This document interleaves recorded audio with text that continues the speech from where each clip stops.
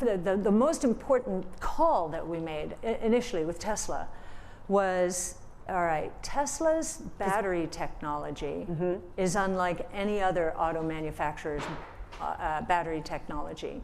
Tesla was riding down the cost curve of the consumer electronics industry. So laptops, cell phones, huge volumes, right?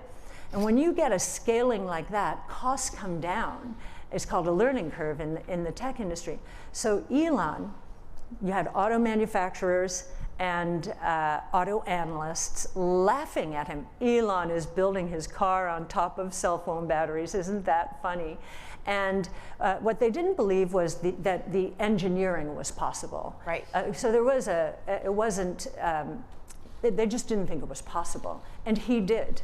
And so even today, these cylindrical batteries that he's been using relative to lithium-ion pouch, lower cost and will remain lower cost for at least 3 years, we think, which means that any other auto manufacturer who wants the same performance and the same range at the same price will have to lose money on every car sold.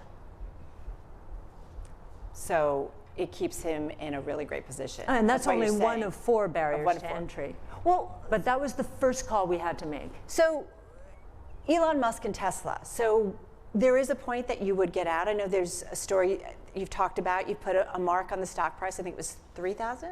Yeah, 3,000 is our base case. Not our bull case, but our base case. Okay, so there is a point where you could say, okay, I'm moving on. You've gotten out of Apple. I mean, these are backward-looking companies or technologies that you don't think are, or not necessarily? Not necessarily. They are very well understood. Their dynamics are well understood. They are the FANGs. Right. They're well owned. And we just want our clients to be exposed to the next FANGs, which are not going to be in the FANG category, but the next FANGs. And Tesla's becoming a FANG. You know, I think it'll end up in that grouping at some point. Yeah, we would sell. So our minimum hurdle rate of return expectation for a stock is 15% at an annualized rate over 5 years. So a doubling over 5 years. Tesla is about nearly a quadrupling over 5 years, so well within our range. So, you know, we have been taking profits, and that's because Tesla in here, I think it's becoming very obvious now that electric vehicles are taking massive share from traditional gas-powered vehicles.